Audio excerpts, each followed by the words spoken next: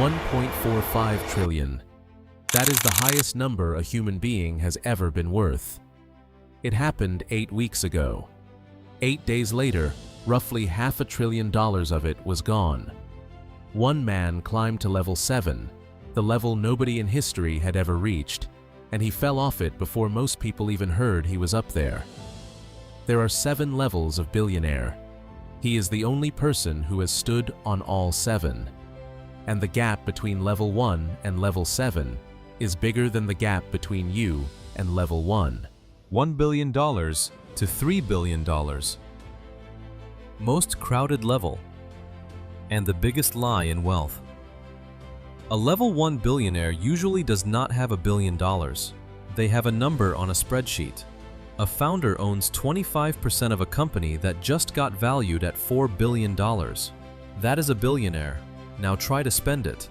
Selling your shares signals to the market that you are bailing. The valuation itself is a guess. Your actual liquid position might be 8 figures, most of it already committed. Life here. Nice house, very nice car, charters a jet instead of owning one, recognized in maybe 3 restaurants in one city. The important part is this. At level 1, you still work for your money. If the company dies, you go back to being a millionaire. So the jump to level 2 is not about earning more. It is one specific event. And most level 1 billionaires never get it. $3 billion to $10 billion. The event is the exit. The IPO clears. The acquisition closes. The paper becomes cash. And the moment it does, money stops being a resource and becomes a problem. At $5 billion, parked in boring, safe assets returning 5%, you earn $250 million a year. Asleep. On vacation. Doing nothing. You cannot spend that. A new Gulfstream runs about $70 million to buy and $3 million a year to operate. To you, that is a rounding error. It is the interest on the interest. So the question flips. It stops being, how do I make money? And becomes, where do I put it? You hire a family office. You hire people whose entire job is stopping your fortune from rotting. The ones who answer that question correctly move to level 3, where they stop buying things at all. $10 billion to $30 billion. Roughly the top 200 people alive. You are no longer a consumer. A level 2 billionaire buys the jet. A level 3 billionaire buys the company that builds jets. Everything is an allocation. Not do I want this, but what does this return? You are not shopping. You are deploying. And your deployments are now large enough to move things. Take a position and others follow it. Enter a sector and prices in that sector change. Your money has gravity. This is also where the money stops being about your life. Below this, a fortune serves one person. Here, it starts building structures meant to outlive you. Trusts, foundations, holding companies designed to run for a century. But level 3 has a ceiling, and almost nobody breaks it. The reason is the exact opposite of every piece of financial advice you have ever been given. $30 billion to $100 billion. Look at everyone on level 4.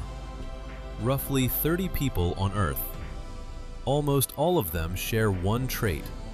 They hold a controlling position in one dominant asset, and they never sold it. That is the whole thing. Diversification protects wealth. Concentration creates it. Everyone who spread their money out is still on level 3. The people up here made one enormous bet on one thing and refused to trim it for 20 or 30 years. Which is why level 4 is dangerous. Your net worth is chained to one asset, and it can swing $5 billion before lunch. Access at this level. You own the team. You own the outlet. Your foundation outspends government agencies. Elected officials return your calls out of necessity, not manners. But a level 4 billionaire is still a very rich person. Level 5 is where that stops being the right description. $100 billion to $300 billion. Fewer people have crossed $100 billion than have walked on the moon. $1 million a day, every day, never spending a cent, takes about 274 years to reach $100 billion. You would have started before the American Revolution. Your fortune now exceeds the entire annual economic output of most countries, not their spare cash, their whole economy. The practical effect is permanence. No board can remove you. No correction wipes you out. Wealth at level 5 does not get lost. It gets inherited or split or slowly spent, but it does not vanish. For all of human history, this was the top of the ladder. Then, in about 18 months, 2 more rungs got built on top of it. $300 billion to $1 trillion. Only 3 human beings have ever been worth more than $300 billion. Elon Musk, Larry Ellison, and Jeff Bezos. Bezos got there in April of this year. Level 6 is not about lifestyle. Lifestyle stopped changing back at level 3. Level 6 is where the fortune starts distorting the instrument measuring it. Rich lists add columns. Economists rewrite models. Governments draft legislation aimed at a group small enough to fit around one dinner table. And here is the mechanic that makes level 6 possible. Below level 4, you grow wealth by working. At level 6, the fortune grows faster than any human could add to it. 15% on $600 billion is $90 billion a year, generated by an asset the owner never touched. The fortune is not being built anymore. It builds itself. Which is exactly how somebody crossed into level 7 this June. $1 trillion, June 12, 2026. SpaceX goes public on the NASDAQ. Shares price at $135, open at $150, and the company is suddenly valued at close to $1.8 trillion. Musk owns roughly 42% of it. That stake alone is worth more than $760 billion. Add Tesla, add XAI, and his net worth crosses $1 trillion. First person in human history. His fortune was larger than the next 3 people on the Bloomberg list combined, and larger than the GDP of Sweden, Ireland, or Taiwan. 4 days later, on June 16th, SpaceX stock hit its high, and his net worth peaked at an estimated $1.45 trillion. Then it broke. SpaceX fell 31%. Tech sold off broadly. Restrictions landed on $116 billion of his Tesla stock. And by June 23rd, 11 days after making history, he was worth an estimated $962 billion. Not a trillionaire. As of the start of this month, Forbes puts him at about $690 billion.